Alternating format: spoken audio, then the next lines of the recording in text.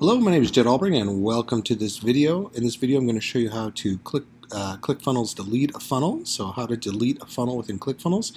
It's super easy.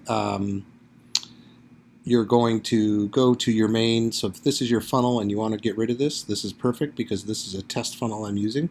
I would simply go up to my settings tab, and now it doesn't delete it for good, it just archives it. So if you're looking to free up space in your funnel, this is the way to do it. So I'm on the basic plan, which allows me to have 20 funnels. So sometimes I'll create a few funnels and then I need to make room. So simply what I do is I go archive, and that will put the funnel in archive. Now you might have to refresh the screen.